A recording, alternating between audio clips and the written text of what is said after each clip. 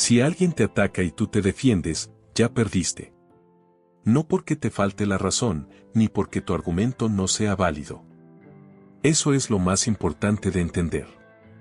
Tu verdad puede ser irrefutable, tus pruebas contundentes, tu lógica impecable. Pero aún así, la derrota es casi segura.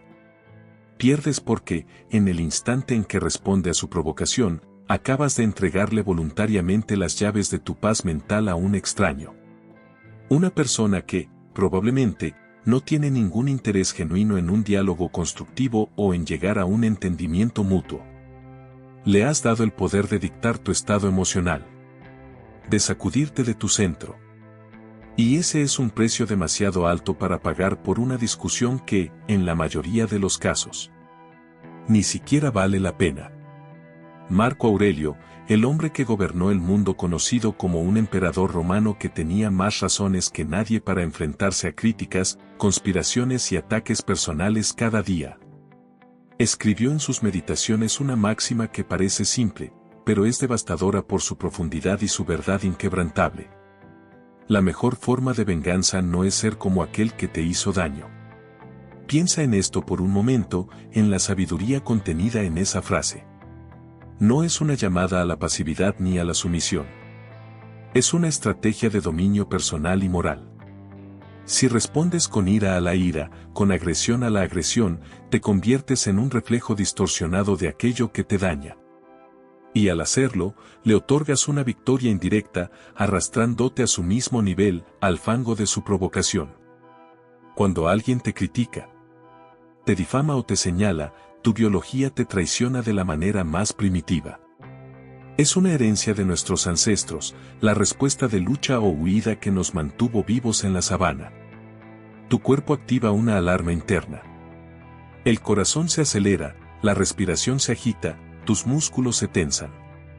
Tu mente se acelera. Inundación de adrenalina y cortisol, y sientes esa urgencia física y casi incontrolable por justificarte, por explicarte, por demostrar con pruebas irrefutables que lo que dicen es mentira. Sientes la necesidad visceral de corregir la narrativa, de defender tu honor. Y justo ahí, en ese instante de reacción impulsiva, es donde el juego termina para ti. No es una derrota en el campo de batalla de las palabras, sino una derrota interna, una claudicación ante el control ajeno. Porque el que te ataca no busca la verdad. Al atacante no le importa si tienes razón o no. Su motivación rara vez es la justicia, el entendimiento o la construcción. Lo que busca, en el fondo, es algo mucho más básico y egoísta. Busca control. Busca sacarte de tu centro emocional, busca que te vuelvas impulsivo, irracional, que pierdas la compostura. ¿Por qué? Porque sabe una verdad fundamental, una ley no escrita de la interacción humana. Quien reacciona, es dominado. Quien pierde la calma, pierde la ventaja. Se vuelve predecible. Manipulable. Es como un pez que muerde el anzuelo. Por más que forcejee, ya está atrapado. Séneca, otro gigante del estoicismo, lo decía con una dureza y claridad que aún hoy resuenan.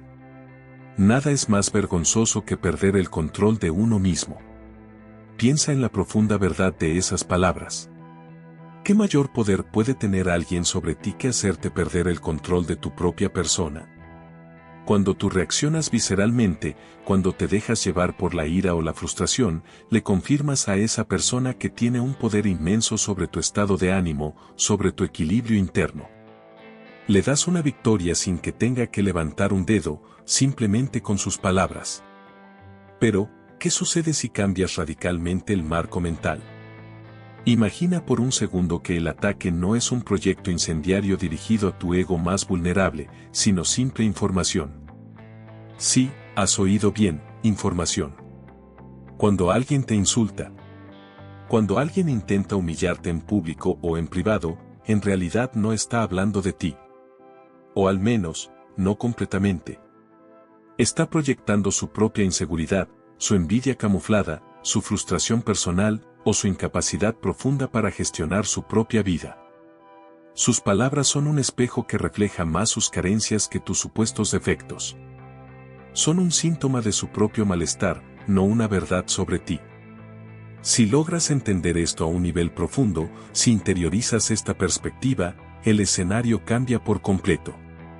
Dejas de ser la víctima pasiva que absorbe el impacto y te conviertes en un observador clínico y desapegado.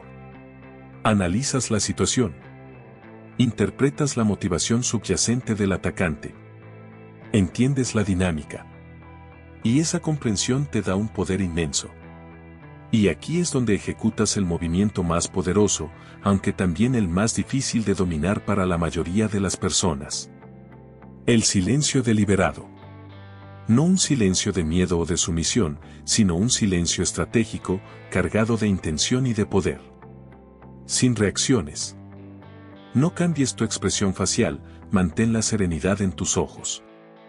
No te justifiques, no entres en el juego de las acusaciones y las defensas. Mantén tu mirada tranquila, fija, quizás con un atisbo de curiosidad o de compasión, pero nunca de agitación o de derrota. En ese silencio, en esa calma inquebrantable, el atacante pierde toda su dirección. Es como si intentara golpear una pared de acero invisible. Su puño no encuentra resistencia, el aire se siente vacío para él y el esfuerzo desmedido del otro se vuelve ridículo, incluso patético. La energía que proyecta se disipa sin encontrar dónde aferrarse, sin eco. Al no responder con la reacción esperada, no estás siendo débil. Estás siendo un muro de contención emocional, impenetrable. Y como bien sabemos, un muro nunca se inmuta ante el que grita. El grito se estrella contra él sin efecto. En ese instante, los roles se invierten de forma dramática y brutalmente efectiva. El que gritaba, el que atacaba, se vuelve el impulsivo, el emocional, el que está perdiendo el control y la dignidad. Tú, en cambio, te conviertes, sin decir una palabra, en la figura de autoridad. La calma no es pasividad. La calma es una forma superior de poder.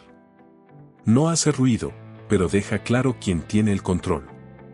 Es decirle al mundo, a ese atacante y a cualquier observador, sin necesidad de abrir la boca: tus palabras no tienen acceso a mi paz. Tus provocaciones no tienen el poder de perturbar mi serenidad. Es el dominio absoluto de tu reino interior. Pero ten cuidado. Esto es solo el primer nivel de la maestría. Saber callar es disciplina. Una práctica constante que requiere autoconciencia y control. Pero saber cuándo y cómo actuar, y quizás más importante, cuándo y cómo retirarte dignamente. Eso es maestría. Muchas personas confunden el silencio estoico con la sumisión, con aceptar el abuso, y eso es un error grave. Existe una línea muy delgada entre la sabiduría de no responder a provocaciones inútiles y la necesidad ineludible de poner límites claros, firmes y definitivos cuando tu integridad, tus valores o tu bienestar están en juego. El silencio es una herramienta, no una camisa de fuerza. Si realmente quieres dejar de ser un juguete de las emociones ajenas y empezar a construir una mente inquebrantable, una voluntad de hierro que te permita ser el arquitecto de tu propia vida, quédate conmigo. Porque en el próximo video vamos a ir más allá de la mera reacción. Te voy a enseñar la técnica exacta para desarmar a cualquier manipulador. No solo con tu silencio poderoso, sino con una presencia tan magnética y controlada que los obligará a retirarse, a bajar la mirada, sin que tú tengas que decir una sola palabra, sin entrar en su juego. No es magia. Es estrategia y dominio personal. Aprender esto es el primer paso, la piedra angular, para dejar de ser una pieza más en el tablero de las reacciones ajenas y empezar a ser el pastor de tu propia realidad, el creador de tu destino. Nos vemos en la cima. En el camino hacia tu dominio personal. Si quieres dejar de ser controlado por tus impulsos y empezar a dominar tu destino, este espacio es para ti. Suscríbete. La orden interior te espera.